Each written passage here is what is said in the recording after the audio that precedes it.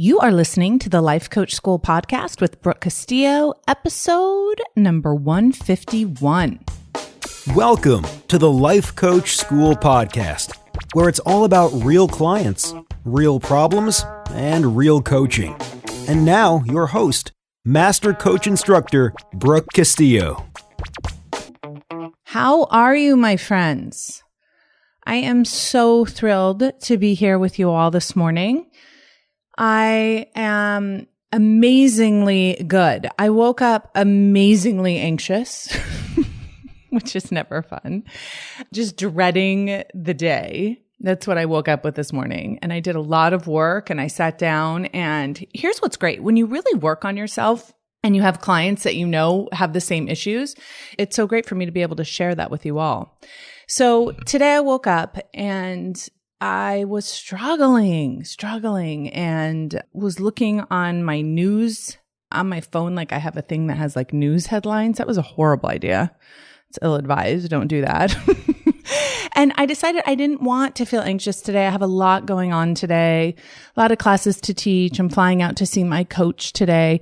And I just want to be in a really amazing space. And so I decided that I was going to give myself my normal self-coaching work. And then I was also going to give myself a process called the 5-minute emotion makeover. Right? And I did that, and I'm in a whole new land. So here's what I'm going to actually do today. I'm going to create a video on exactly what I did. And for sure, I'm going to put that in its entirety in my self-coaching scholars for next month. So if you're already in that program, you will get it. I'm going to give those of you who aren't in there yet a preview of it. It'll be a 5-minute video and you can watch it completely for free. All you have to do is go to lifecoachschool.com and go to /151 or go to any podcast. And in the sidebar, you will see an opportunity to click on the 5-minute emotion makeover, and you will be able to learn what I did today. Magical. I'm telling you, it's so great to be able to understand your emotions, to be able to manage them in a way so you don't have to spend the entire day at the effect of your brain. So take a look at that. Go to the lifecoachschool.com /151. And you'll see it there in the show notes or on the side there. And all you got to do is give me your email and I'll give you the magic. All right. So what are we going to talk about today? We are about to start a series on emotions.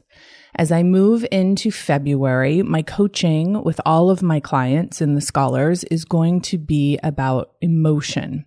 So if you want to join us, you go to the lifecoachschool.com /join, and you can find out more information about self-coaching scholars if you want to be part of my coaching, one of my clients. And we're going to start this series. It's the next 4, and they'll all be on emotions. And I've done a lot of emotional work on the podcast. So one of the things that I want to do is talk about some emotions that come up a lot with my clients, but that I don't necessarily talk a lot about. And the first one, and so the next 4 are going to be very interesting emotions. They're ones that we don't like to talk about it and we don't like to admit that we're having, and yet a lot of us have them and they hold us back. And the first one we're going to talk about is self-pity. Right? Wow, I was so excited to talk about self-pity. But let's talk about it, and let's talk about how detrimental it is. There are some negative emotions that are actually really important, really useful, part of the contrast, part of, really understanding and processing discomfort.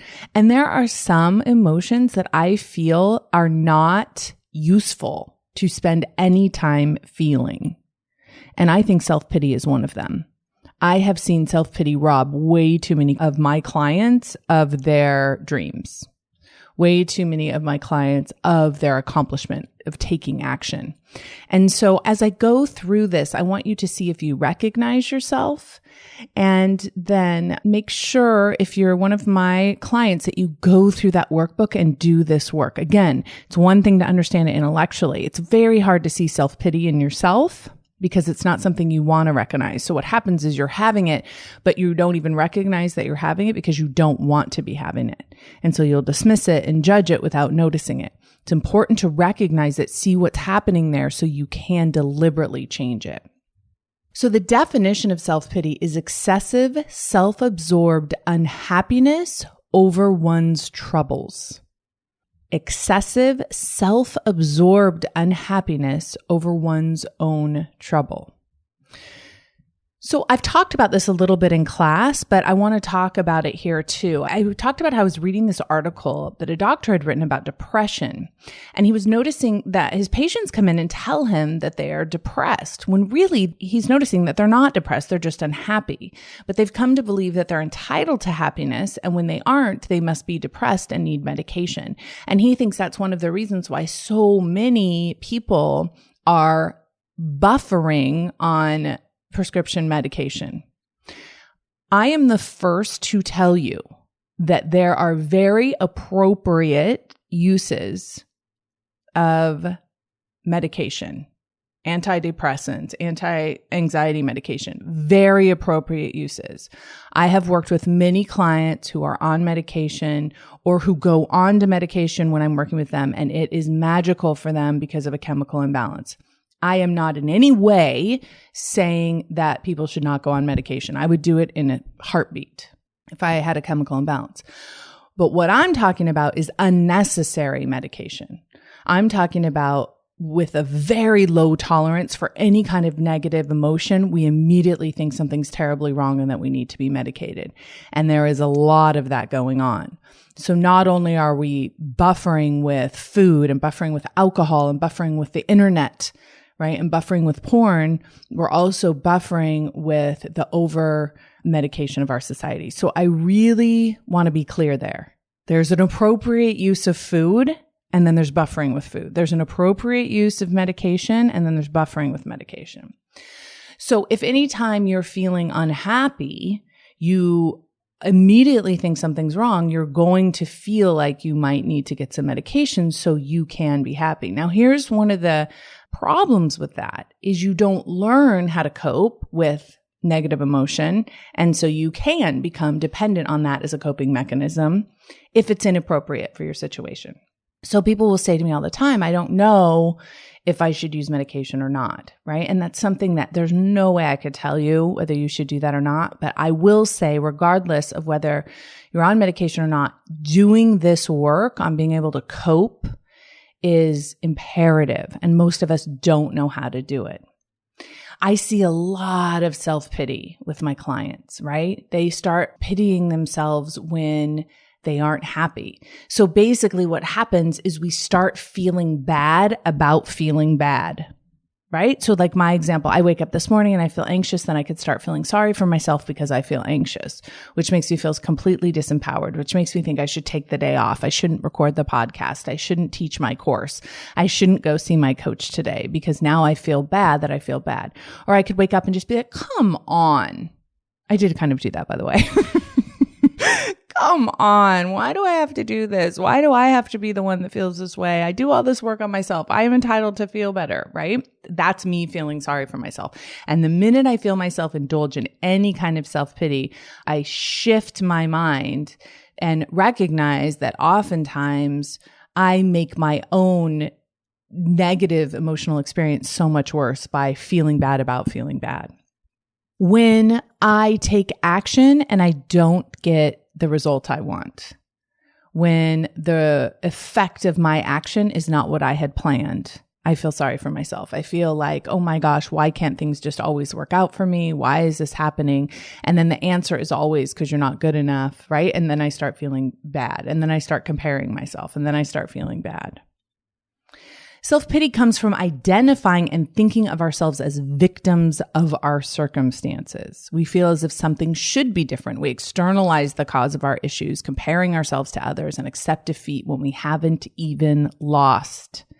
This is what I see happen so often, especially with some of my weight loss clients, is they do the work and they're on their protocol and they're eating really clean and they're feeling really good, but the scale hasn't moved as fast as they want it to.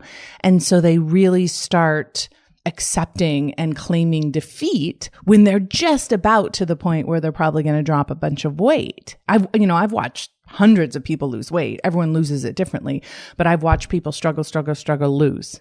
Struggle, lose. And I make fun one of my clients. I tell her, I'm like, I hope that your weight doesn't drop for a while. I feel like you haven't quite gotten over the self-pity thing. She's like, no, don't say that. That's awful. But I tell her, I'm like, I want you to be able to get over this because then you feel like you have as much patience as you need to get the result you want. Because here's what happens.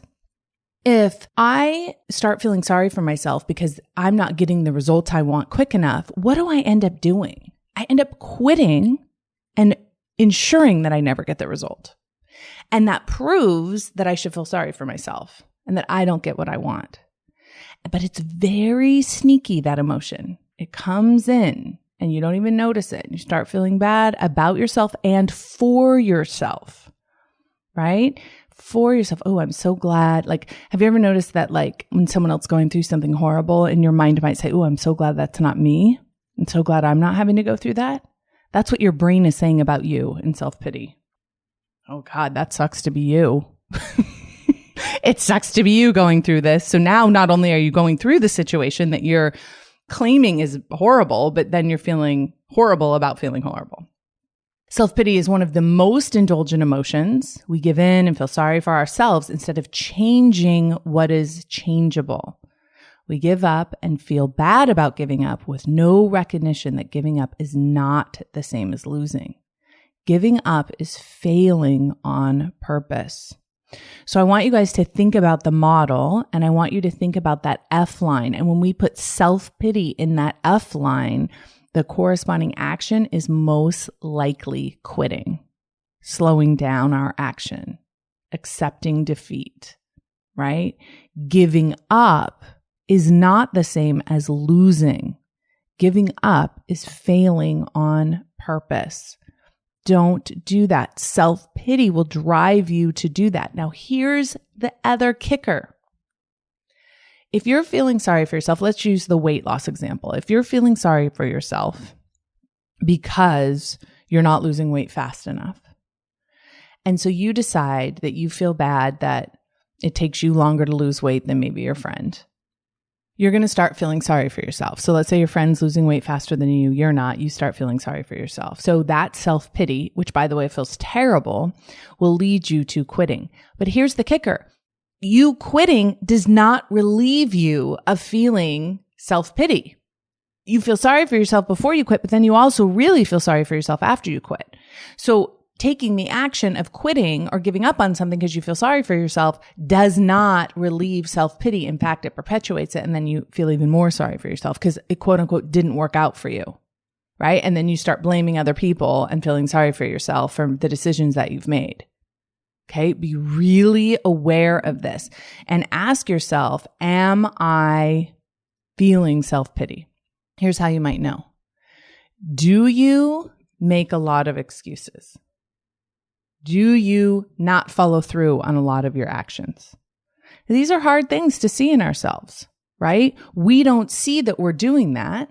We see that the world is a tough place, that we have negative circumstances. We don't own all of it. Is your life drama-filled and exaggerated? I have people in my life that everything's a drama. Everything. It's like, oh, of course you're having a drama. And it's not because they have any more drama than anyone else. It's just that everything is a drama. So I always laugh because, whenever someone's late, it's always going to be a drama. It's like, oh, and there was this and there was that and it was this and it was that. Right? And it's like, it's so fascinating how every single time you're late, there's some big drama. Like, it's not my fault. I'm not taking responsibility. Are you exaggerating the circumstances in your life as being powerful, as being negative? Oh, I have so much to do today. I mean, listen to my day and listen to what happened and listen to this thing and listen to that thing. Now, if a client says that to me and I don't buy in and go, wow, yeah, that's a lot. When I say, I think you could probably do twice as much as that, and that doesn't sound like a lot to me, immediately they drop into self-pity. And they're angry at me, right? Because they're like, whoa, like, why are you coming at me like that? And it's really important for me as a coach to be able to show them what they're doing. They're creating drama so they can justify their excuse making, and yet they're putting themselves in a position to feel sorry for themselves. And it is one of the most indulgent emotions that will not give you any kind of positive momentum or action. It wants attention from others.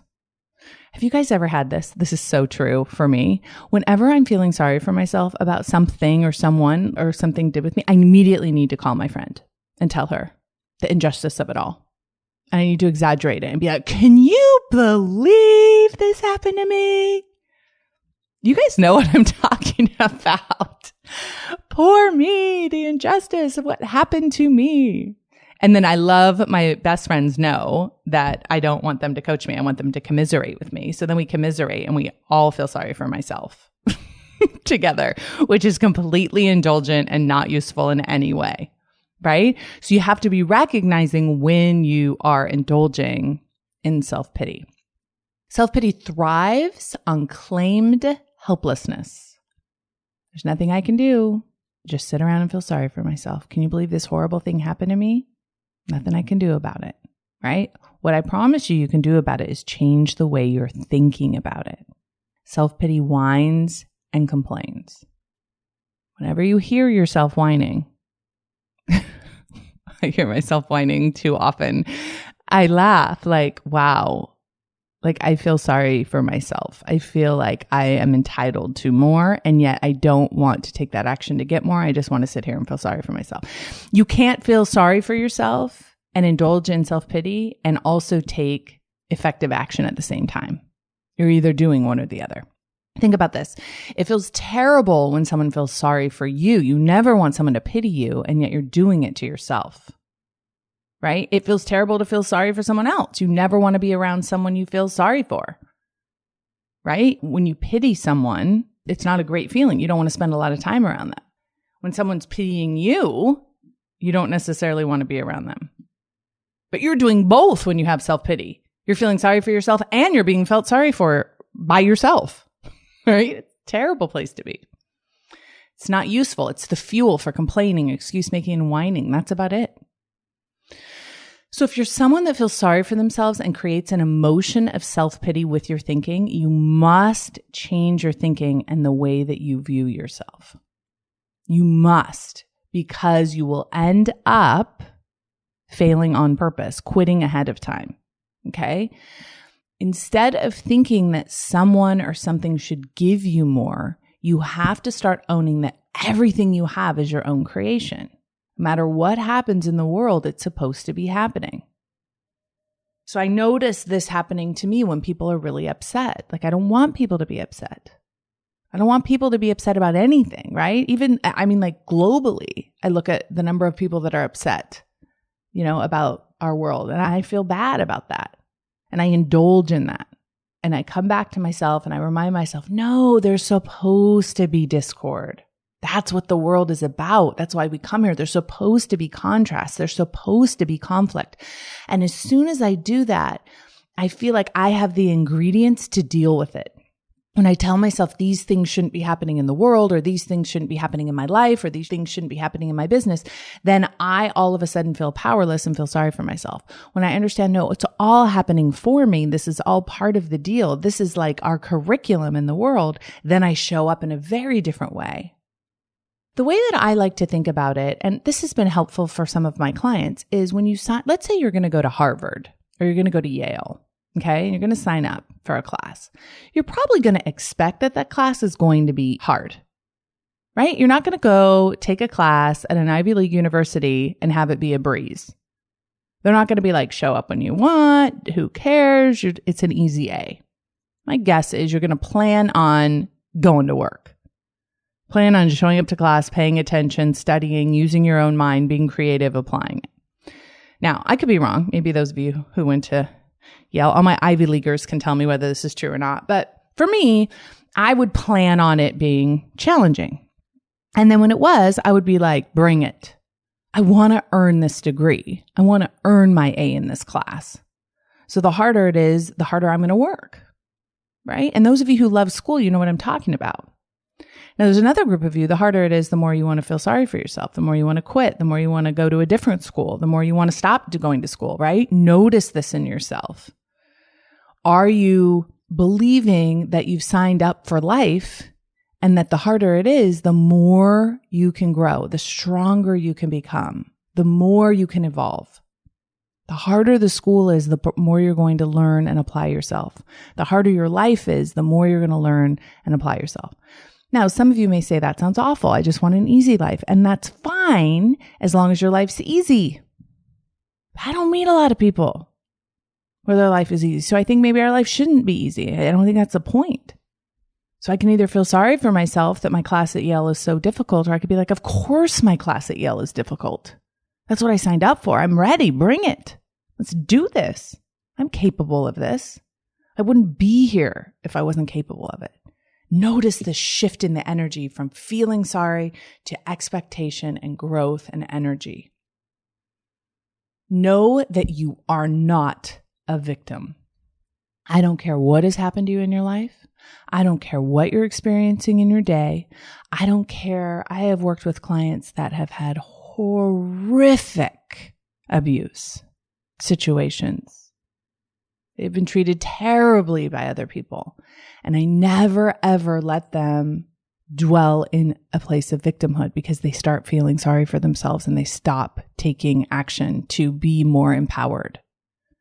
Self-pity will suck you in. You don't deserve more than you have in this moment. Said, what? Notice how if I think I deserve more, I should have had better parents. I should have more money. I should have had a better husband. My husband shouldn't have cheated on me. My husband shouldn't have left me. My kids shouldn't be involved in this stuff. I deserve better. I should have had better. My child shouldn't have a disability.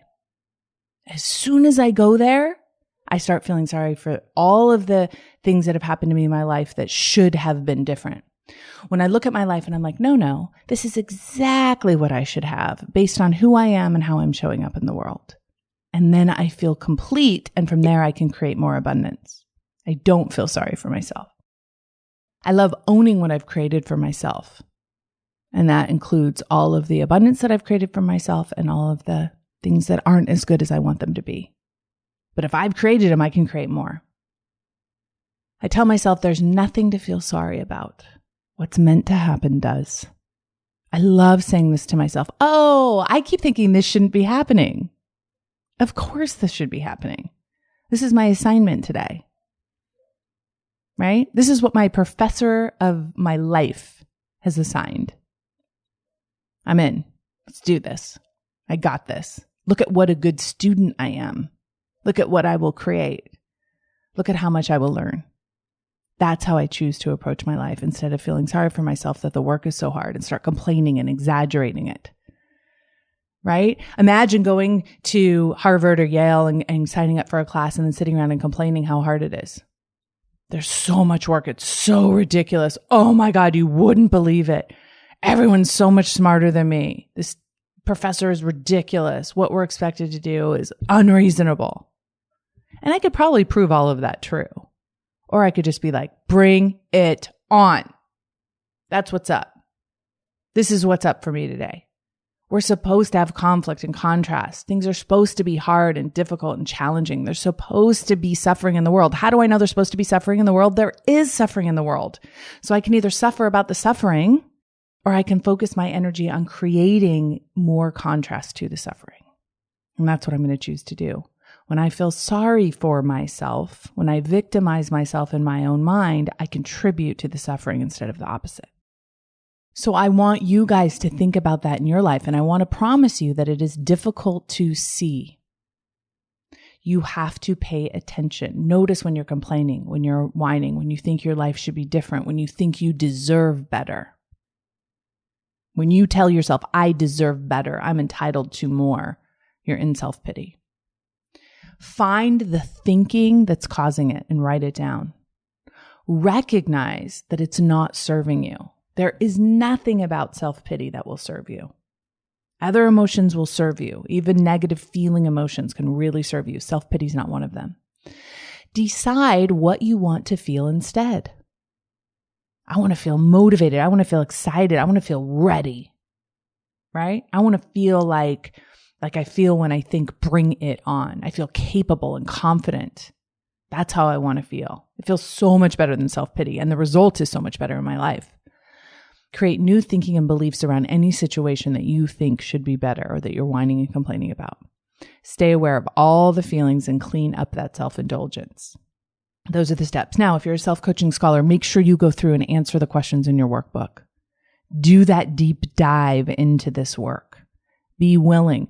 I have a client that I've worked a lot with on self-pity, and it always presents now in a way that she notices, but she just says, I'm done with you. I'm done with this. I'm done with this emotion. I did this a long time ago with the emotion of worry. I recognized that it wasn't serving me. And so now when I notice myself worrying, I gently let it go. I gently release it.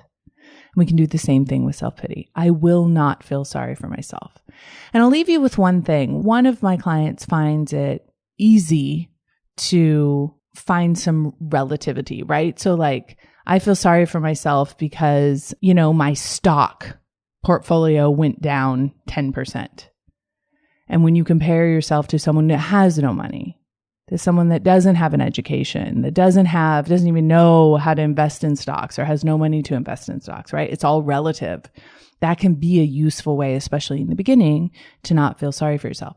One of the things I just want to warn against when you do that, like I have clean drinking water. I have no reason to feel sorry for myself. But one of the things that can do, and this is why I didn't lead with this, is then you can end up feeling sorry for someone else, which is not useful either. But for someone that doesn't have clean drinking water, right? You don't want to focus your attention on pity. It doesn't help unless you're going to take action from a place of positive capacity and confidence. Okay. So I would probably guarantee that if you're someone listening to this podcast, you really have no use for self-pity. There's really no reason for you to feel sorry for yourself.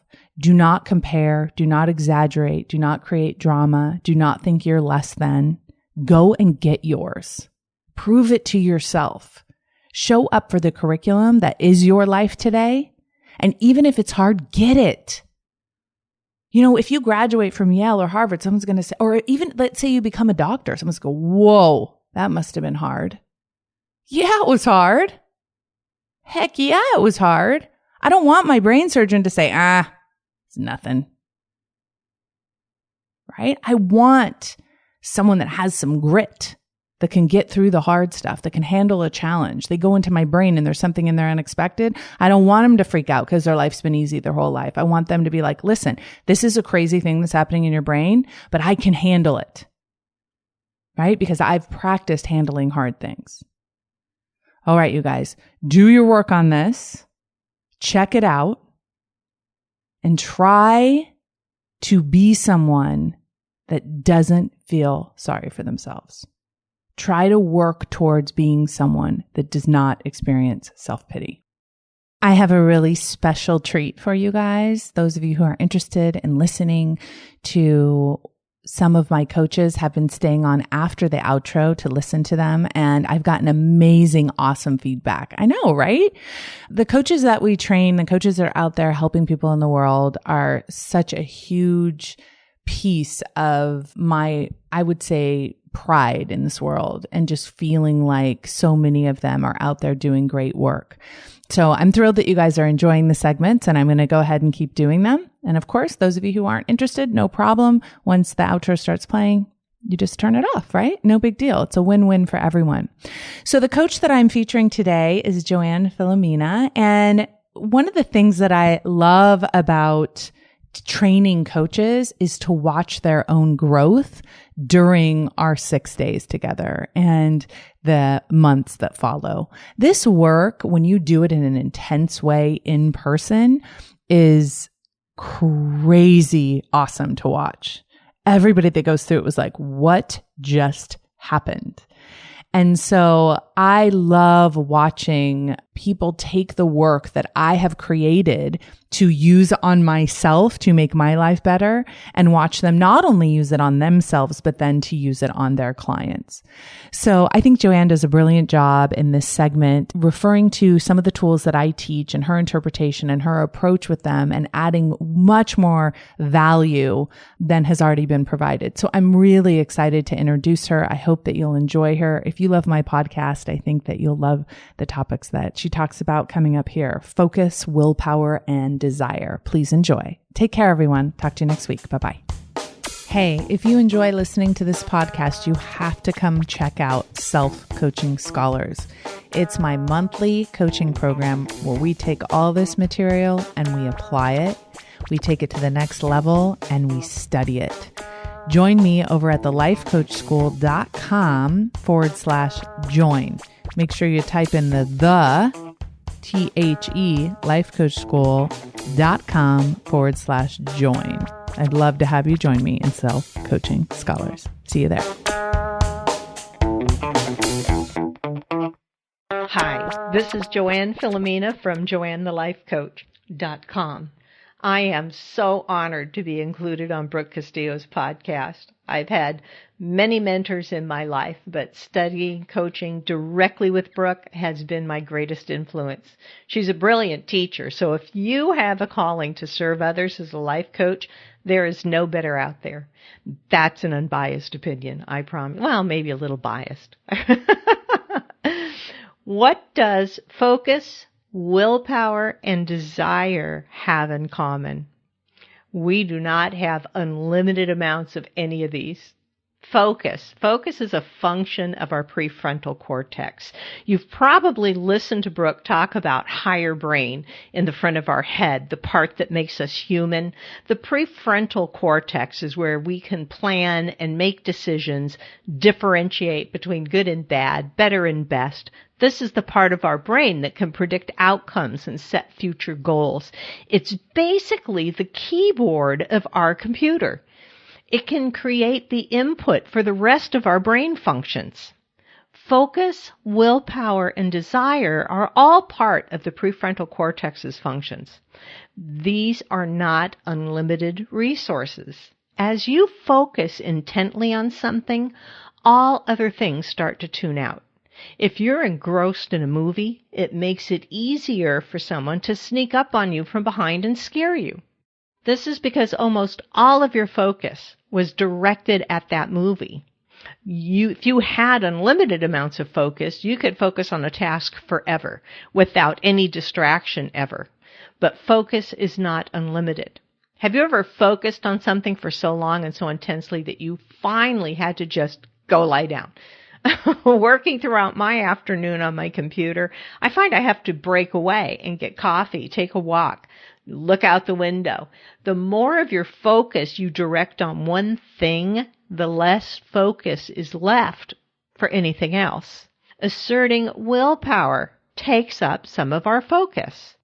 Brooke has always said willpower, the only time you need to use willpower is when you're doing something you don't really want to do. And willpower is not unlimited. You only have just so much willpower to apply at any given time. When you are dieting, it's taking your willpower, and a lot of your focus is being placed there to ensure the willpower doesn't waver. You're also focusing on what you're going to eat that day. How many calories and points is it? How will you get through your coffee break at work when there's sure to be a pile of donuts sitting in a box in the break room? Are you seeing the immediate consequences of using a portion of your focus to stay on a traditional diet program? What happens to the amount of focus you would normally expend on your task at work or on your kids at home, even just on reading a book? When you pull focus into that one area of dieting, you're losing out on the rest of what's going on in your life. It's not like you put focus into the diet for a few minutes and then you can pull it back and focus on your job. If you're engaging willpower, it takes constant focus. If you didn't have any focus at all directed to your willpower, you might just get up from your desk and hit the break room for that donut right now. What You don't want to eat the donut? Well, better keep some focus on your willpower. Do you begin to see what happens? Especially, willpower is finite. You can only maintain that white-knuckled grip on your diet for just so long before your prefrontal cortex eventually has to let go. It might be in 12 weeks, it might be in 6 weeks, it might be in 6 days, might be in 6 hours. Eventually, something else is going to come up in your life that needs some immediate focus, and the focus on your willpower applied to your diet is going to have to go. Say your child becomes chronically ill, your husband loses his job, maybe you're surprised with a birthday cruise without having a chance to plan for it. Maybe there's some sudden huge project at work dumped in your lap. It can be anything of any importance or size that starts clamoring for your prefrontal cortex to focus in some executive function. You find yourself wondering what the heck happened to your motivation. You just cannot seem to get yourself back on track no matter how hard you try. You blame yourself endlessly for backsliding and regaining weight. This is why dieting is difficult to sustain. Throw in the fact that your body may rebel because your brain fights for survival against a lack of food. Well, what are your chances for succeeding with a traditional diet plan? I'll tell you, less than 5%. Some studies say less than 1%. And we blame ourselves, but the truth is, it's the diet that doesn't work. You're fine. Your brain and body are functioning as designed to provide you with the best chances of survival. It's the number one function of your brain and your body to protect you, and they perform amazingly well. This is why you need to be in touch with them. Understand them and listen to them. This is how you're going to find your way back to your best body, right? This is how you're going to get your healthiest and most preserved alive body. Now let's bring desire in, the final leg of this triad. We have programmed in the desire response, but we've not been consciously aware of exactly where we've been programming in desire. So we have heaps of desire programmed in for a snack in the evening and only a tad of desire programmed in for wearing that cute dress in the back of your closet that doesn't zip up anymore. You see, just like focus and willpower, desire is not an unlimited resource. You only have just so much desire. If you pile desire onto something, it starts to be pulled away from other places in your life. Maybe you really do desire to wear that cute dress. You desire your loving husband. You desire your child's happiness. But you also desire to eat pizza and ice cream. And suddenly that bucket of desire is being poured all over the image in your head of the pizza and ice cream. Little desire is left in that bucket for the dress, for your husband, for your child. Is there any wonder that you went ahead and pigged out that evening at the pizza parlor? Felt wonderful to do that. All that desire was dumped out and then rewarded, right? No desire left for your husband, no desire to bother you about your child's happiness. You would never consciously spend more desire on pizza than you would on your child's happiness. I totally get that. The same for desiring that handsome man or woman that you married. So it becomes obvious that it's critical for us to get a handle on just where our desire is being directed or misdirected. Brooke Castillo reminds us that the brain unobserved is like a child running with a knife. And so it is even with your bucket of desire. Sit down right now and draw 2 large circles on a piece of paper. These are going to become your pie charts for desire. The first chart is how much of that circle is going to what you have in your life right now. When I did this exercise at advanced training, I didn't even have to think hard. I knew darn well I had a large portion of that pie going towards eating satisfaction. Think of your desire in the 3 categories of unanswered, neglected desire, things that you've yearned for but have just not put any focus of desire into, or the things that you feel like I can't have it. There's quick fix, escape desire, food, alcohol, Facebook time, shopping. This is that I just want it desire. Last is the genuinely answered desire, things you already have. Maybe it's your car, your house, your husband. In the first pie chart, how has your desire been divided up?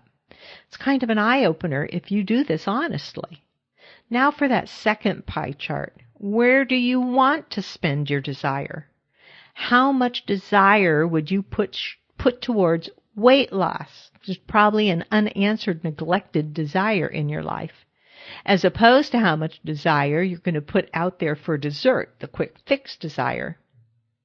How about all the rest of your life around you? The desire for your mate, your job, or your business success, your desire for self-evolution. Look at that new chart. Where would you consciously want to place your capacity for desire? After doing this exercise for the first time myself, I had questions. When a desire is fulfilled, is there now excess desire hanging out there that I need to redirect before it defaults to my lower brain and goes to donuts or to alcohol or to shopping? I also wondered, can I flip the switch on desire? The next time I have a huge craving for chocolate chip cookies, is there a switch to flip all that desire right back over to the cute dress in my closet? In advanced training, they said desire feels good. But I immediately thought to myself, no, to me it feels wild and out of control. But guess what? After working with that exercise and paying attention to desire consciously, it begins to feel less wild. It was wild and out of control because I was being wild and out of control with my desire. I was not even aware that I could consciously choose where my desire goes, but I can. The last few evenings, when the urge has come up for a snack at 8:30 or 9 in the evening, I've noticed it without reacting to it. I thought, oh, there's that misdirected desire. But I also want to desire that really nice moss green silk tank and skirt I used to love wearing. Bam. Drop the mic, lady. If there were a row of switches on a switch plate labeled snack, 3 of them just flipped to off, and several of the switches over on the switch plate labeled I want to wear the green silk outfit switched on. I was stunned at how immediate it was. This is revolutionary, I tell you. Yeah, I had to sit there and continue to experience the flow of desire, and I needed to flip those switches back a few times, but I did it, and the second night was easier. Reprogramming your flow of desire in your desire apps that you've programmed into your lower brain seemed far easier than I ever dreamed it could be. Becoming aware of the amount of desire you're directing consciously and how much is still being directed by that child running with a knife. Become aware of that. If you want to start integrating more steps into overcoming overeating, you can take advantage of my free starter's guide to overcoming overeating. It's just 5 simple steps that just may change the way you eat forever. And it's free.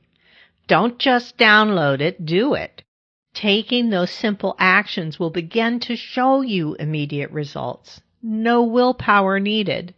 Just go to joannthelifecoach.com/free guide. Again, I am JOANN with no E, thelifecoach.com. Add /free guide to get that starter's guide to overcoming overeating. Thank you again to Brooke Castillo for the honor of being able to provide a segment on her podcast. I hope to talk to you all again soon.